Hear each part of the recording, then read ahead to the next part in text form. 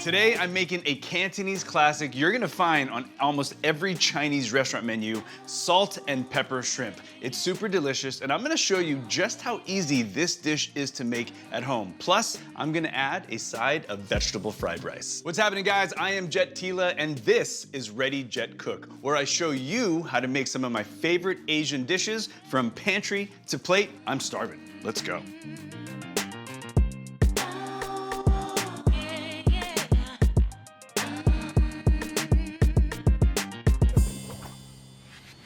Okay, I need that, and I need that. All right, friends, you are basically looking at the two superheroes of stir fry. So chicken powder, although it's called chicken powder, it doesn't read in the pan as chicken. No, it adds basically a flavor boost that pops all of your stir fry.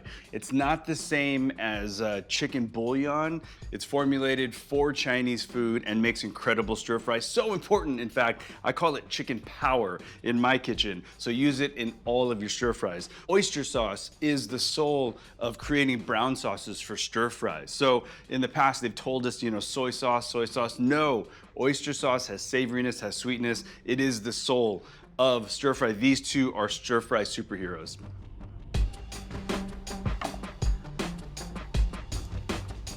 So for fried rice, day-old rice is always going to play easy in the wok. It won't stick, it's easy to cook. We're gonna need 4 cups of cooked rice, which means 2 cups of uncooked rice. I prefer jasmine, personally. I think it's got a nice fragrance. As for the shrimp, yes, I'm using peel-on, head-on shrimp because I think it's delicious, but if you can't get your mind around eating peels and peeling shrimp, feel free just to use kind of medium or large peeled and deveined shrimp. I'm always looking for kind of clear eyeballs and nice kind of clean ocean smell. You're gonna be fine, trust me.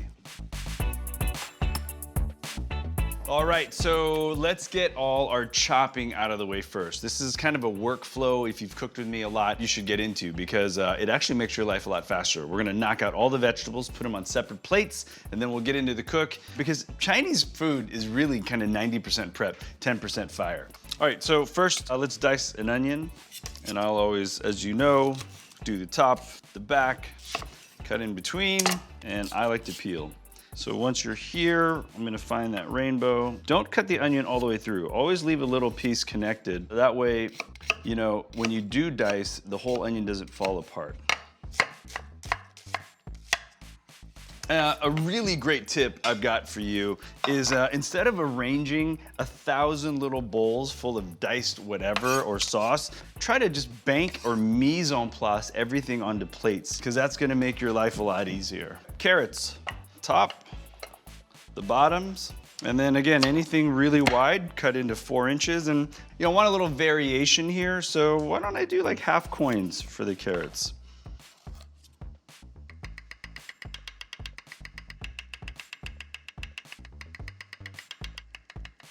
All right, for ginger's kind of a fun one, right? So I like to kind of break off the fingers to get that main piece of ginger, square that piece off so it sits up straight, and then watch what I do with the back of my knife. I'm just applying a little bit of pressure, peeling the piece of ginger. If you're comfortable with the back of the knife, then start moving to the edge of the knife.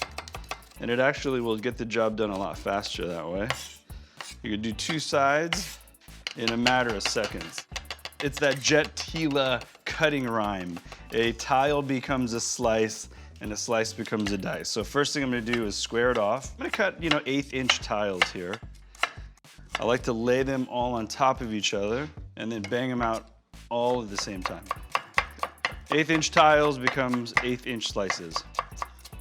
And for salt and pepper shrimp, I'm gonna want something on the diced side, so I'm gonna gather all these tiles, and I've just kind of rough minced my ginger. Simple. All right, scallions. Big question I always get is, do I use the whites or the greens? Dude, use it all.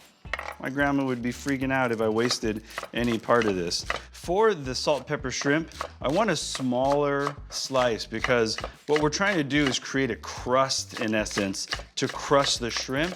These small slices are gonna blend with our spice mix and really adhere to the shrimp really well. And on the other side of things, for the fried rice, I could get a little larger, so we're gonna do an angled bias slice and make them a little larger because we want them to stand up in the fried rice.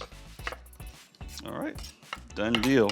And again, before you start to deal with like raw protein, it's just so much easier to get all your knife work out in one. Jalapeno pepper, we're gonna do the stem. If these are really fat, I might cut them in half, but they're not. So I'm just gonna cut nice thin rings, knowing they're gonna adhere to that spice mix. You never see it in Asian chili, ever. You know, unless you're in a foofy, fancy French restaurant that's making Asian food. You know what, my grandmas and the chefs I've worked with would never seed a chili. Okay, garlic. I'm gonna need garlic for both dishes. So what I'll do, since I need a lot, is I'm gonna cut off the root side so these garlic cloves can pop out. With the roots off, just give them a nice flat smash and the cloves will pop right out. I'm totally okay with peeled garlic, but you know, I wanted to show you the technique. On top of that, I think my culinary producers just want to torture me. Thanks, guys. Loving you. Fun. I'll be smelling like garlic for days. Okay, rough chop. Don't overthink this, especially using a wok, because the wok gets to 400 degrees and you don't want to over-process your garlic. Okay, a wee bit for fried rice, and the other part is going to be for salt and pepper shrimp. Bell pepper. So see the stem and you see the back? I'm gonna make my tiles, that first tile with the top, and if I've done my job right, check that out. Stem pops right out, okay? I'll do a tile off the bottom, and now find the tile sides, stay inside, make a quarter turn, and I wanna try to cut that seed pod out all in one, just like so. Yellow, same thing. Boom, boom. And then I'm gonna make a giant tile with the body and then cut it into smaller tiles. Vegetable fried rice. I mean, let's think about this, right? I'm getting a variation of knife cuts here, and I want the rice to kind of be prominent, so I'm gonna leave these cuts on the smaller side. So again, guys, tile, slice, dice. And we are in a good spot there. Some reds, some yellows, and we are in business. Okay, mise en place, done. I mean, that's how fast your knife work can be, knocking it out all in one. Piles of beautiful cut vegetables and herbs, and this basically just saved us 10 little bowls, and those little bowls is what makes my wife really mad at me in the kitchen when she has to kind of clean up if I'm cooking. All right, so let's get started with the vegetable fried rice, veggies, rice, oil. I got my tools.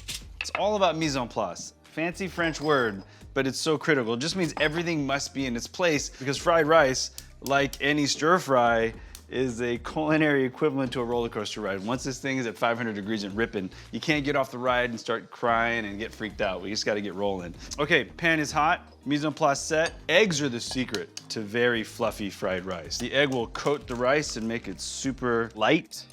Keeps you from using a lot of oil. All right, first thing is gonna be a little oil. Next, aromatics, and in this case, it's gonna be the garlic. And I'm gonna do the onion as well. Let's get those kind of translucent, get those fragrant. This next part is a dance. We gotta go egg and rice right afterwards, because you want the egg to be still wet, and the whole idea is to smash the rice into the egg. You want full coating here. It's really magic because the egg covers the rice, it protects it from sticking to the pan. It gives it this almost like lightness and body to it. And once I season it, the egg is protein. And the little bit of fat in the eggs is really gonna pick up more kind of savory flavor. All right, vegetables. Got my carrots, got my bell peppers, and I'm gonna save my scallions for the end. I don't wanna overcook those. I just want you to use this recipe as a base for your favorite vegetables and proteins. As long as you get the order right, it's always gonna work out deliciously. Very bad juju to break rice in the Asian culture. So whenever I see these rice balls or these little pieces of rice that don't want to play ball, I use the back of the spatula and work them apart. Don't break rice. All right, I'm in the seasoning portion of this. So firstly, salt. I like to use soy, but just a little bit. And oyster sauce really kind of is the quintessential Chinese seasoning because it's got the savory, the sweet. It's got everything in it. Again, don't weigh down your fried rice with too much. A tiny bit of sugar. And for me, fried rice takes white pepper. White pepper to me has almost like a floral quality to it. And I'm seasoned. That's really it for me. And again, if you look at my fried rice, it doesn't look like I spilled a gallon of soy sauce in there. I still can recognize every other ingredient, and I'm just looking for a balance in colors, putting all those flavors together. And because I still need to make my salt and pepper shrimp, I'm gonna kill the heat here, garnish with half my scallions, and I'll save the other half for later. And yo, I'm in business. I mean, this is perfect for me. All right. Fried rice done, friends. Let's keep it nice and warm. So salt and pepper shrimp mise en place, as you can see here. I've got my shrimp, got my veggies, big old bowl of cornstarch, and can't fire this without a wok. So let's get that hot. This is kind of another dance act where we're gonna coordinate a lot of things happening at the same time. These shrimp have been rinsed and cleaned. I've left a lot of the moisture on them because I'm going to be dredging them really quickly and frying them. First thing I need to do is make the magic spice mix. So in a bowl, first thing we'll do is salt, and of course our chicken powder, and then I've got a little bit of white pepper, and then a wee bit of sugar. If you find yourself falling in love with salt and pepper anything, because you can salt pepper pork chops, chicken, whatever, make this spice mix times 10, put it in an airtight container, and just always have it handy. So that is ready to go. So next step is going to be frying up the shrimp. And again, tail on, shell on, head on. So I've got frying oil at about 350, 365, and this is gonna happen quickly. So as you can see, the shrimp, because they're wet, is picking up all that cornstarch. I'm not gonna knock that much off because I want that to create a crispy crust. Now, I'm not trying to cook these shrimp too far. I just want the exteriors very crispy, but the inside still moist. So this, depending on the size of the shrimp, could take just, I don't know, 30 seconds to 1 minute. Don't overcook these shrimp, and do them in batches because you're cooling down the oil as you throw them in there. With my cooling rack ready, I'm waiting for the cornstarch to just brown up a little bit so I can check them with a spider and let them roll just a little while longer while I start my second batch. Every Sunday as a kid, my family would gather at the Chinese Cantonese restaurant and do what we call turntable Chinese. Come on, you've had to have grown up at a turntable Chinese restaurant. And there were always staples on the table. Salt and pepper shrimp was an absolute staple. And it was almost like a rite of passage because the young kids were always like, ew, I can't eat the shrimp with the peel and the head on. So the parents would peel them off for you. And as you grow up and as you graduate, you start to figure out, yo, this isn't so bad. Your grandparents and your parents and your uncles would be like, oh, look at you, Jet, you're growing up. You learned how to eat the skin and the head and the whole deal. If you're totally freaked out by this head-on business, just get peeled and deveined shrimp, do exactly the same thing, and you will be good to go. So I'm about 3/4 done with frying shrimp. I'm gonna land them on my rack as I churn on this wok and get it really hot. My scrimps are cooked. They're ready for their next cooking. If you happen to have any delay between the first cook and the second cook, just pop these in a warm oven, like a 200-degree oven, while you're setting up your wok station. And that'll keep them nice and crispy. The wok is hot. I'm just gonna pull some oil from the frying side. It's got all that shrimpy flavor in it. And we're gonna start our aromatics in here. And what I mean by that is the garlic, the ginger, and some of the chilies. I wanna get that on the crispy side, slightly brown. Then we're gonna marry our shrimp in there. It's a common technique to do this double fry situation. So check it out. I've got all that deliciousness crusted on there, the garlic, the ginger, the chilies, and it's absorbed it all. So I'm gonna take a little more oil now because I need the shrimp to have some oil on it for the magic dust. And I'm gonna toss to get the dust on there. So I'm using white pepper for a few reasons. It's lighter, it's more floral, and I think it just has a better flavor profile. And lastly, I'm gonna crust. Yo, if you can't do this kind of like pat your tummy and rub your head at the same time, don't worry about it. Just throw your scallions in. But that's it, man. That is salt and pepper shrimp. I can't tell you how happy I am right now making this for you, knowing I'm gonna be able to eat this soon.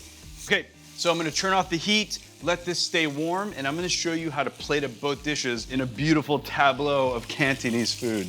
I mean, with such beautiful food, you don't really need to do much. I've got some pretty plates. I think I'm gonna do the platter au shrimp, and I'm gonna try to pile up at the top, and you always want those crunchy, fancy bits at the top there, all the garlic and ginger. And then finally with the rice, vegetable fried rice. This is one of those meals where you become the kitchen hero. If you go in and all of a sudden you walk out with these two awesome dishes, I mean, dude. A little bit of garnish for the rice. Same for the shrimp. I think it would be fun to kind of teach you how to eat the head on shrimp. What a pro would do is take the head first and actually eat all that delicious stuff out of it. And I have a very specific way of doing it. I like eating the tail piece first because I think it becomes nice and crispy. And then I just follow it up with the body. If you fried correctly, all of the shell has basically become the texture of potato chips, right? That spice mix that you made gives you that savory pop, the salt pop, the ginger, the garlic. It really is a perfect Cantonese bite.